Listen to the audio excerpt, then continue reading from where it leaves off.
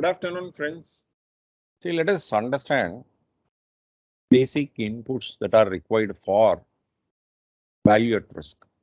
See, for that sake, it is better that we take up an example, and from there, we will identify what are all the inputs that are required, and we will find out the ways to solve that problem.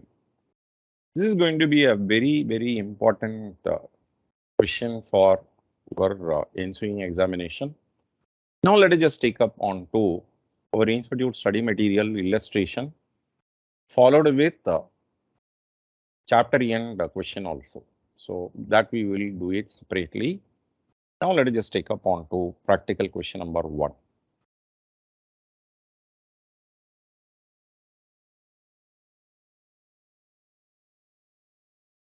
This is institute study material illustration. The concept of value at risk can be understood in a better manner with the help of the following example. Suppose you hold worth 2 crore shares of X Limited, whose market price standard deviation is 2% per day.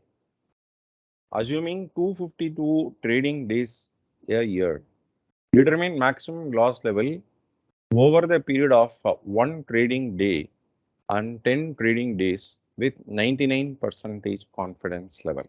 So here is a place where I want to tell you that normally questions will be pitched on 2 confidence levels, that being 99%, the other one being 95%. What are all the inputs that are required to solve the problem? So now let us just take up the illustration that we have in chapter number 2, risk management. See, number 1 input is the standard deviation. So standard deviation in this problem is 2%. Then number 2 input is the portfolio value. So this portfolio value could be a single security or multiple security. In this case, single security where the value is 2 crores. Then the next thing that you got to do is that you have to bring out the product of these two. What do you mean by that? 1 into 2. That is 2% into 2 crores, which is equal to 4 lakhs. Then the fourth item of input, let us just know about what is that they have given us the confidence level. The confidence level, what they have given is confidence level, what they have given is 99%. See, from here, we are expected to know as how we are going to interpret this 99%. See, as we all know, in normal distribution, it is bell shaped, and when you are getting a probability of 99%, we should only be understanding that the shaded area comes on the right hand side. That means you know this mean, median, and mode, which being 0.5, and to get that 99%, 0.99, we would have added 0.49.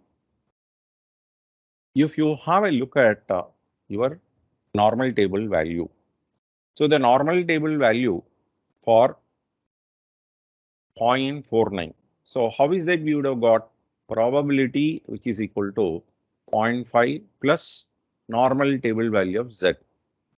So this normal table value of Z should be 0.49. Now let us just check up as where 0.49 in the table can be identified. It is not the forward motion working. So where in other problems we will be given with or we will be computing with Z, we will be finding out normal table value. In this case, it is 0.49 that we got to find out in the normal table that we find. So 0.49 is somewhere here.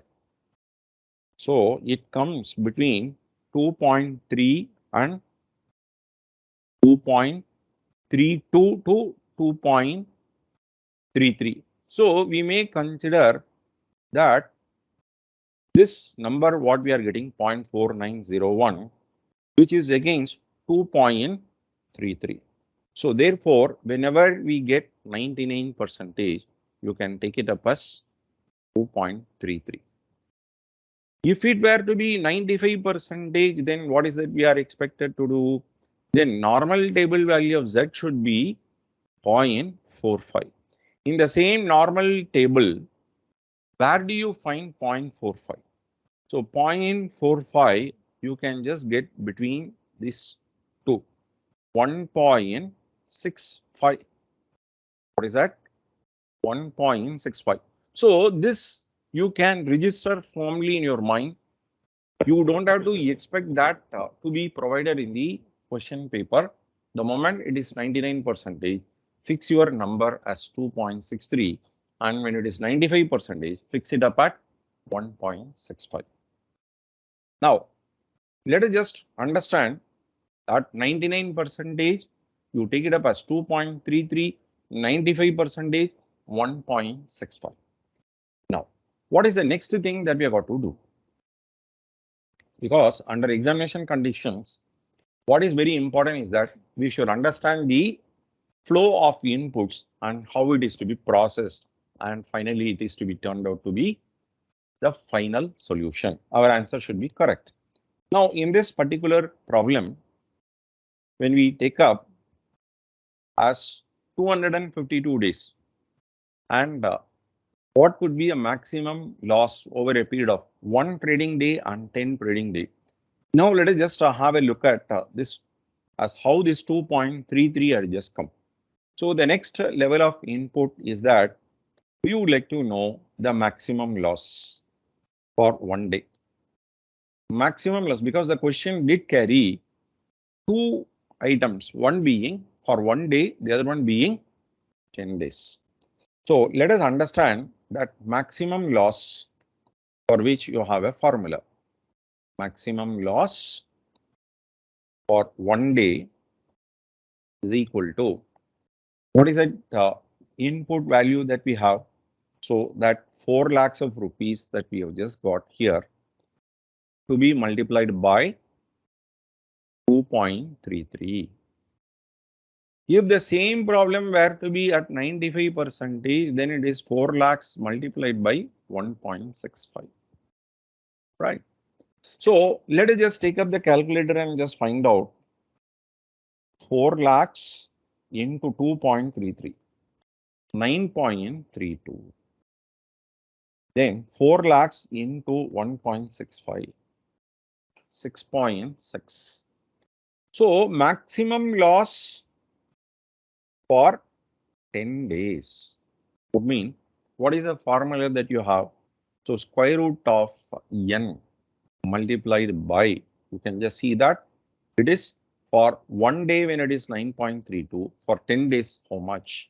So that is what we are expected to do. For 10 days it is square root of 10 into 9.32. If it were to be on 95% confidence level, it is going to be square root of 10 multiplied by 6.6. So square root of 10 is 3.1623. This is what in the school we would have just learned, 3.1623 multiplied by 9.32. So the answer what you get is 29.47 lakhs. So 29.47 lakhs that you get. And if it were to be 95%, the same 3.1623 multiplied by 6.6. 3.1623 multiplied by 6.6. So answer what you get is 20.87. So now let me just take up once again the discussion. Let me just redo that once again as what are all the inputs that are required. First thing, you have to note down the standard deviation. Second one, single security, note down the portfolio value, multiply it by this standard deviation with portfolio value, you get the standard deviation expressed in rupee value. Then take into account the confidence level, either it could be 99%, the other one being 95%. And as you told you, what is the significance of 2.63 and significance of 1.65? How we are just getting that we should understand. So now there are two levels that we are working out. So in the institute study material, they have mentioned only 99%, and in some of the RTPs and MTPs, our institute also solved the same problem at 95%. So simultaneously, I thought we will just have it done for 99 and 95. So by doing that for one day, it is simply 4 lakhs multiplied by 2.33, and in this case, 4 lakhs into 1.65. What you get for one day is 9.32 and 6.6. And when you are expected to work out for 10 days, it is 29.47 and 20.87. One important thing, people will be asking the question, assuming 250 days, what is that significance it has got? Simply ignore, and that has got nothing to do with getting the final answer. So with that, this problem with 99% and 95% we have just solved, and this is the way we are expected to operate. We will take up some other example or on a similar scenario by taking up two securities as a matter of portfolio, that we will be taking it up in the following video. Thank you.